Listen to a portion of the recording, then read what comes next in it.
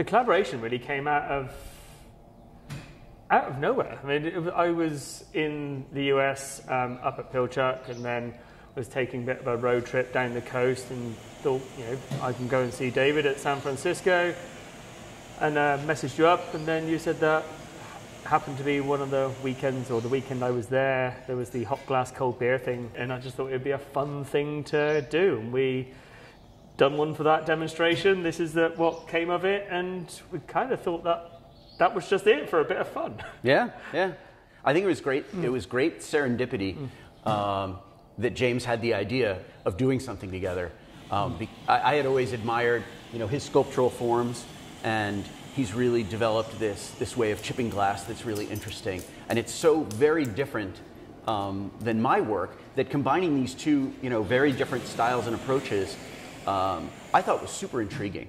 And I'm always game for creative exploration. So when James contacted me about doing something together, I was absolutely all for it. And it would be, if nothing else, it'd be a great time, hanging with James.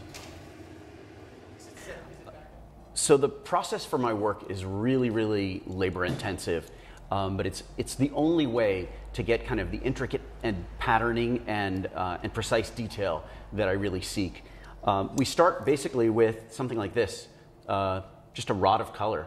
And this gets broken into chunks, and we heat it up in a kiln until it's roughly 1,000 degrees, at which point we can pick it up on a rod and melt it down further. So from that, we can then layer color on top of it, and then layer clear on top of that. And then we attach 2 punty rods, and we stretch it when it's molten. And it's got to be really at the precise temperature and really even heat. And there are zillions of ways to make cane. This is just my preferred way for my style of work. And then once there are these rods, we'll make maybe 60 feet of this. We then break it into these 6-inch sections, and then we can kind of put those pieces together, refuse them, and then twist them and make intricate things like this twisty cane. Or we can make what's called Marini cane.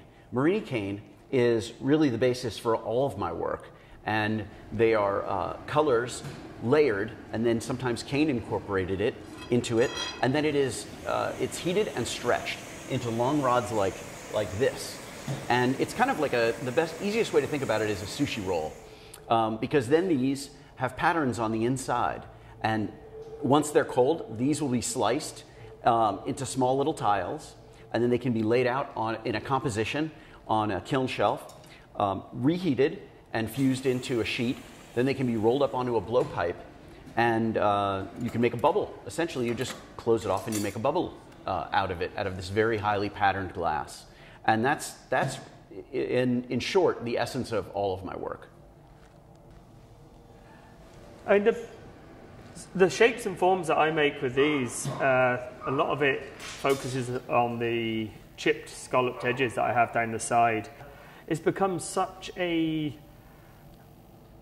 balancing act between whether it's too cold inside or too hot inside, and whether which end is going to be warm and whether it's going to break properly. And it's been an evolution of looking back at them and just trying to refine this chipped edge, but then also having it in a tall, elegant, smooth shape.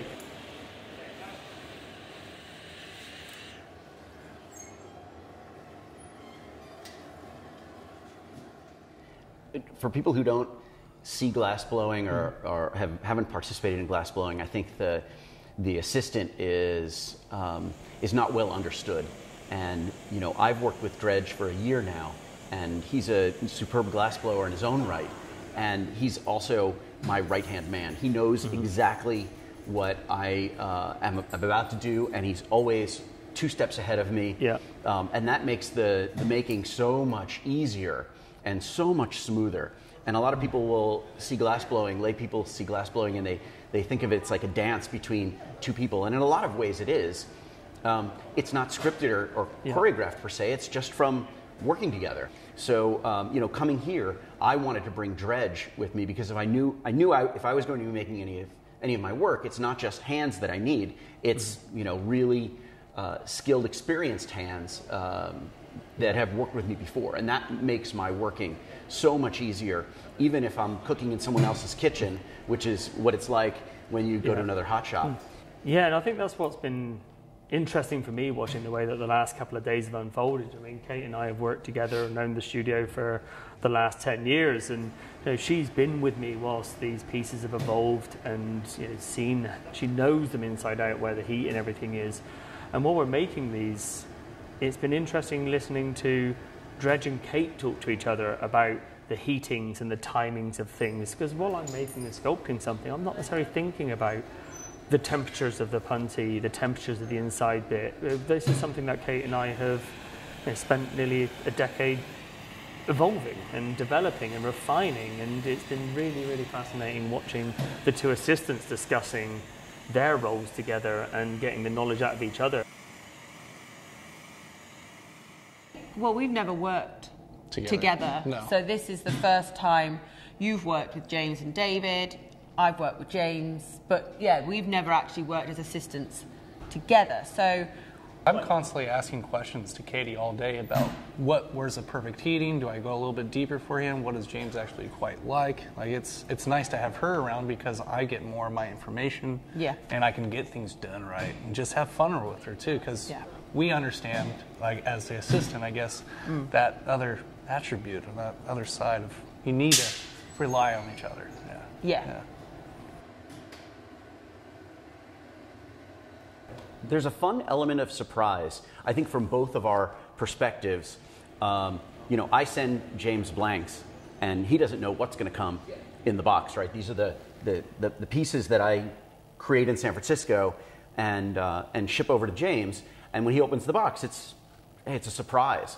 And then when he is finished making the pieces, he'll send me photographs of them, and it's always a surprise to me. It's always a really welcome surprise, but I'm always thinking, oh wow, what is James going to do with this? Which is going to be the front? Which is going to be the back? How are the colors going to pull? How's it going to stretch? How's it going to chip? What are those views into the piece going to look like? So there's a lot of fun surprise in all of it. That's a surprise for me as well. And making shapes that I'm used to making normally, but then doing them with such a variety of colors and hard colors and soft colors, they pull so differently to how I would make exactly the same forms if I was making them purely in, say, for myself, that I have to respond to how your patterns have picked up and whether they make me make them taller or bend them or twist them. So even within doing the same shapes, the same things, it's reinforced me to go back to look at other stuff within my own practice.